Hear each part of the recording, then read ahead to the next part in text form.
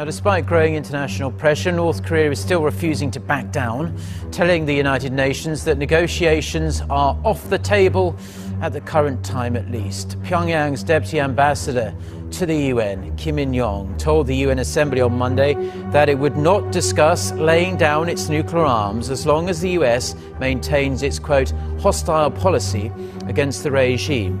Kim warned the situation on the Korean peninsula was touch and go and that a nuclear war could break out at any moment.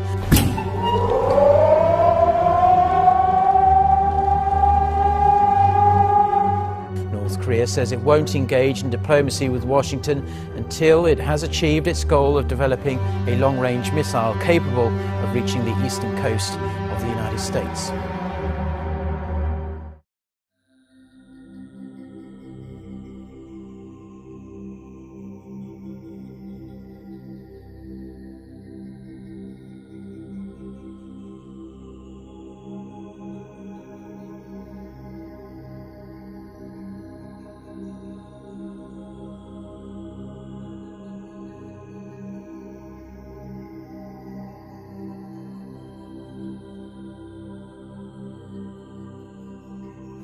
A new round of combined military drills is carried out by Seoul and Washington, designed to hone interoperability and communication by the two forces. This one comes on the backdrop of the possibility of further provocations from up north. Yoon Shin starts us off with a 10-day joint exercise. Another round of joint military drills by South Korea and the U.S. kicked off Monday in the waters both east and west of the peninsula. As many as 40 naval vessels from the two allies are involved in the exercises, including the nuclear-powered aircraft carrier USS Ronald Reagan, which holds up to 70 aircraft from fighter jets to helicopters, and the 18,000-ton submarine USS Michigan, packed with some 150 Tomahawk cruise missiles. South Korean attack helicopters, defense units, and warships such as the Sejong the Great Aegis-armed destroyer have also been deployed for the training exercise. In addition, the U.S. is using the Joint Surveillance Target Attack Radar system during the drills, monitoring North Korea's ground and naval movements up close. The U.S. Navy described the purpose of the operation as to check the allies' communications, interoperability, and partnership.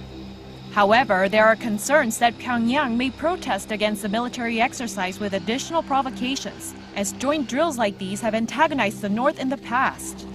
The military remains on alert, as officials from Seoul also raised the possibility of another missile launch from North Korea around the date of China's 19th National Congress of the Communist Party on October 18th.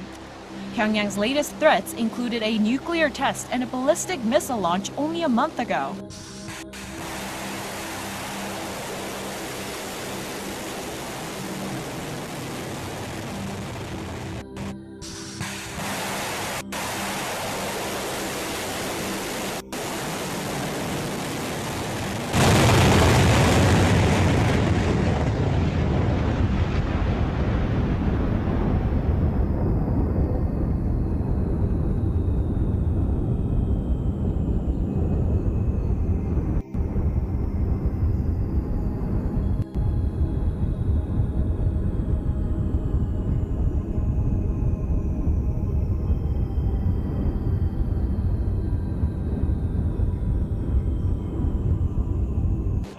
Last week, U.S. President Trump said that Washington is always open to negotiations when it comes to North Korea, but also will remain ready for other possibilities.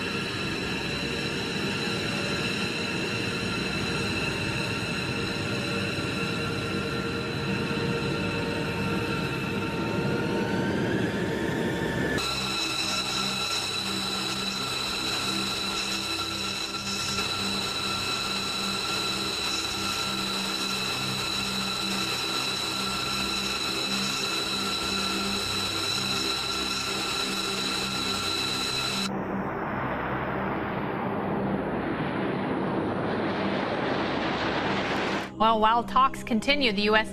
is practicing precaution, running drills this week to remove non-military Americans out of the Korean peninsula. So who will flinch first?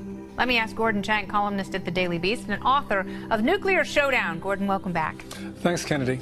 So you think that war is an extreme form of diplomacy, where others traditionally feel it's sort of the opposite of diplomacy? Well, they say politics is war by any means, or the other way around. This is, it's just a form on a continuum. And clearly we've got coercive diplomacy right now. It could bleed into actual fighting. I don't think that it will for quite some time. But nonetheless, the United States needs to be very concerned. And actually, we are preparing for war right now because, as you mentioned, we're practicing the evacuation of American citizens. We're also doing something even more extraordinary. And that is, we're looking at a Taiwanese ship because we want to know if it serve as a good hospital vessel for us.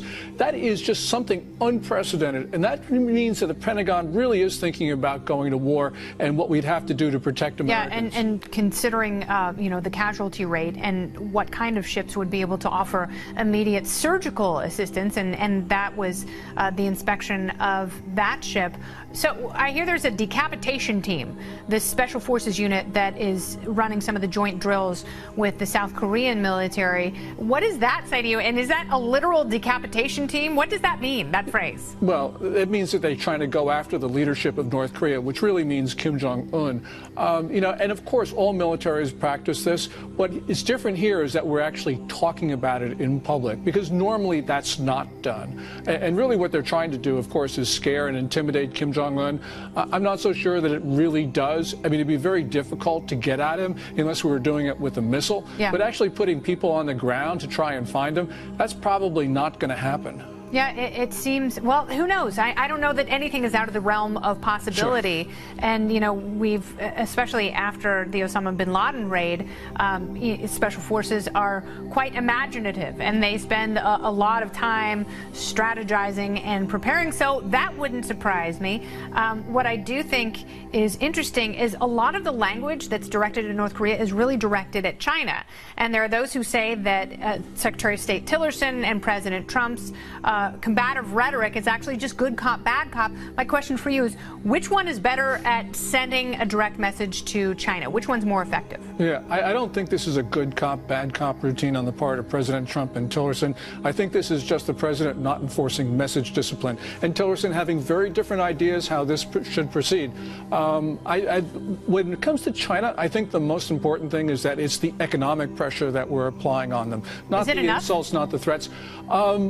Not now, but it will be. I mean, President Trump's September 21 executive order really would cut off all dealings with Chinese businesses and banks that deal with the North Koreans, may even cut off business with China itself. This really is strict.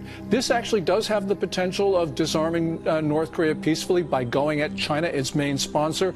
But the administration's got to be very clear that it's got to have the political will to actually enforce this. And right now in the Treasury Department, they don't have the sanctions people right there to enforce the rules prior to September 21.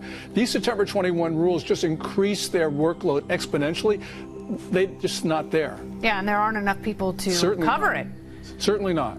All right, so, this is very interesting because we have seen North Korea, when the United States and South Korea have run their joint military operations, that's when we tend to see missile launches. Provocations. Yeah. What are you expecting now? I'm not expecting it now. I mean, I'll put myself out on a limb because I'll probably be wrong. But right now what we're going to be is China's 19th National Communist Party Congress. It starts on Wednesday, goes for about a week. And then after that, they have the first plenum, which is the really big deal. So that's about 7 days, maybe 8 days. And this is the most sensitive time in the Chinese political calendar. And if the North Koreans do something really provocative, it means the Chinese have lost day-to-day control of the North Koreans. But if the North Koreans are quiet through this National Congress and first plenum, it really means that the Chinese are controlling things, because the North Koreans have gotten the message from Beijing, don't do anything belligerent. Yeah. So we're going to wait, and we're going to see a lot about this relationship between Beijing and Pyongyang in the next week. Yeah, we'll see if North Korea is terrified that China is going to yank the leash yet again. Yes. and choke them out. Who's to say? That's a very interesting timeline you've laid out. So we'll watch for the next 8 days and see if we hear a peep out of North Korea.